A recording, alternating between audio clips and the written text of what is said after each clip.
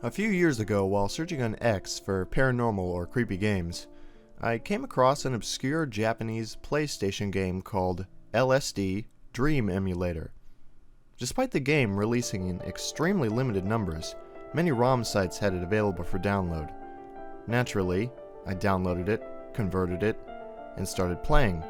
Or at least I tried to. Unfortunately, the ISO was corrupted, or incorrectly ripped, as I couldn't get any further than the title screen, and when I did, all I saw was a mess of color and heard a strange fuzzing sound, like radio static. I tried re-downloading the ISO multiple times, trying it from different websites, but every single one was the same.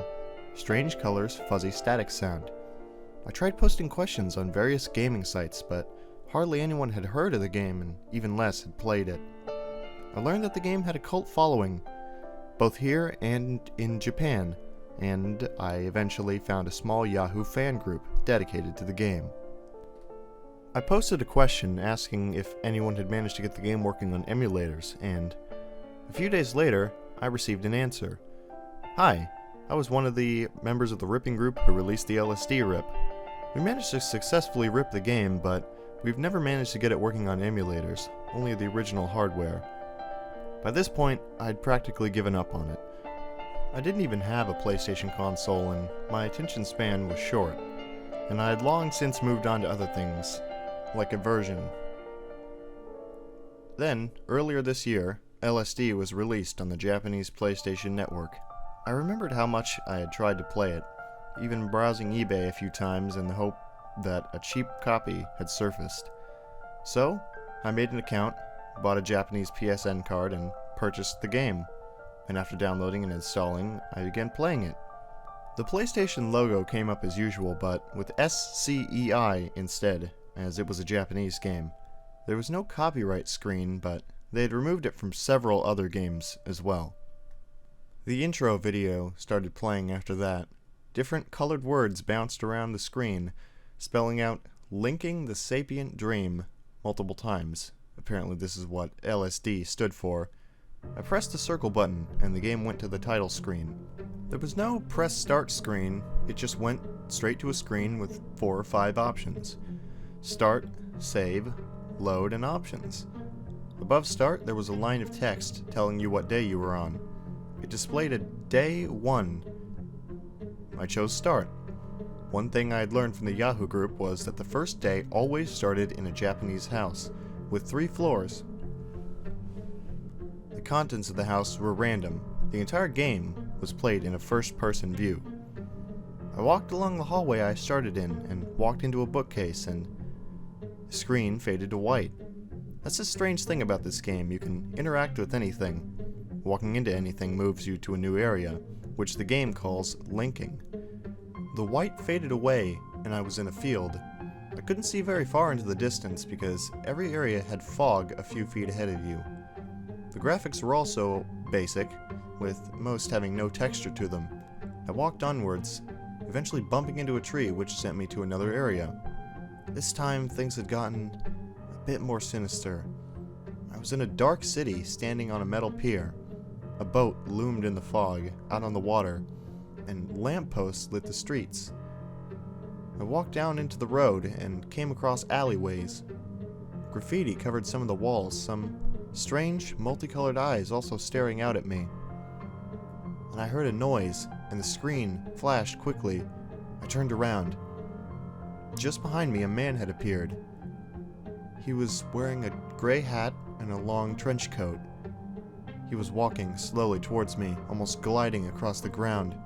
I tried to walk backwards to get away, but my controller wasn't responding, and he was getting closer.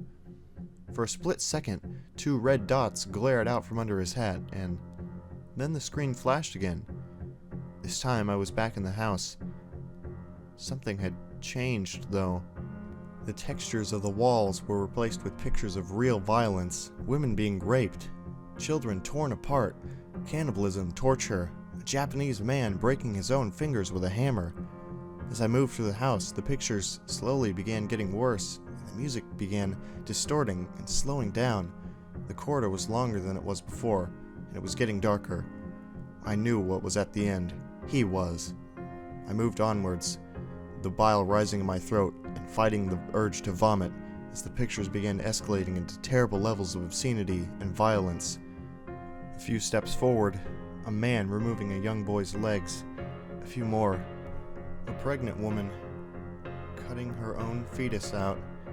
Further still, a gang of men cut a cow to pieces, wrapping the internal organs around their bodies. Closer to the end, people being forced to eat the corpse of a child, vomiting as they eat parts of him. Finally, I reached the corridor. The screen faded to black and a line of text appeared on the screen. It was a link to a website. I wrote the link down quickly, and a few minutes later, the game faded to white again, and returned to the title screen, but this time, the status said, Day 0. I tried to choose Start again, but the game wouldn't let me continue. I restarted the PS3, and the status went back to a Day 1. Before I tried to play the game again, I decided to try the link. It still worked, and a page came up. It was filled with Japanese writing and pictures. Further down the page, there was a picture of the Gray Man, as he normally appeared. I can't read Japanese, but one of my friends could. He lived in Japan for a few years, so he could read and speak the language fluently. I copied the writing down and called him up. After he showed up, I spent the next few hours telling him what had happened. Obviously, he didn't believe me. Who would? But he still agreed to take a look at the writing on the page. Despite several tries, I couldn't get the web page up again, so I handed him the copy I had made. He glanced at it for a few minutes and then suddenly turned white. He handed it back to me and sat down on the couch. He said nothing for about 5 minutes, then he told me what it said. If you are reading this, well done. You have seen the man as he is, what he did to me as I slept, as I dreamed his dark nightmare. You have also seen it. Those violent images were him. He had no form, only the dream man. He caused all this, those events in the images. He took those innocents and possessed him. He made them do it. He made me make that game. Gray, gray, gray, gray, gray, gray. As he finished, he stood up, grabbed his coat, and said, Whatever you saw in that game, don't tell me anything about it. Then he left. The next week, he went back to Japan. I couldn't touch another console after that. I destroyed the PS3 and replaced my computer. A few weeks after he left for Japan, I got an urgent phone call. He had killed somebody, then committed suicide.